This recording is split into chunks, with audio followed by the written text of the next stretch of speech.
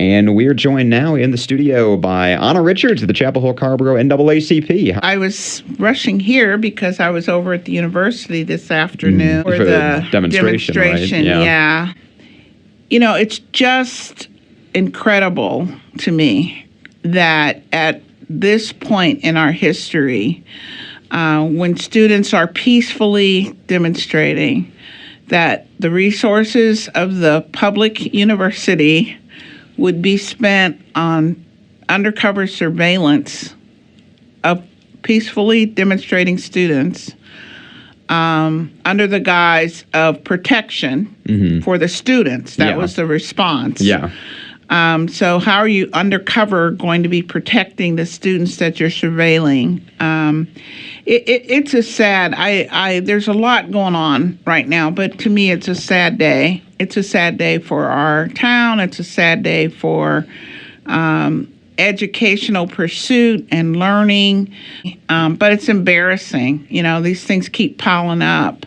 As the first public university, if you read all the nice words about why UNC was founded, on what principles, you know, I think there's so much going on in our society. We really got to look at what are our values and what are we valuing statues over students, silencing students when we're willing to let a racist symbol of white supremacy sit there. It's a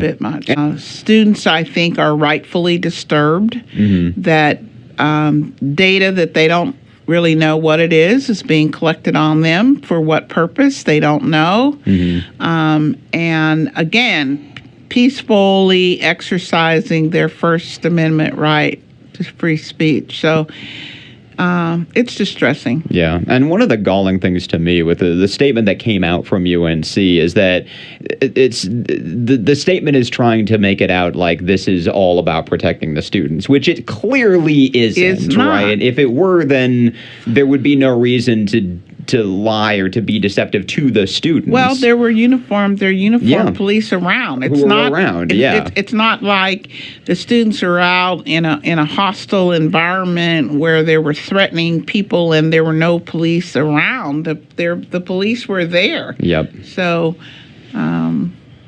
yeah, it's disturbing. So the demonstration, you were there. What was it like? You know, I was very proud of the students. I think they're taking real leadership on this.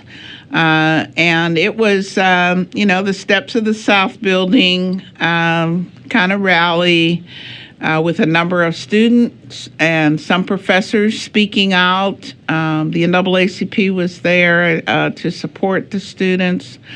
And then a walk the short distance over to Silent Sam, where there was, more speeches and really couple interesting calls to action. One was to the United Daughters of the Confederacy, asking them, they have disavowed white supremacy in their today model.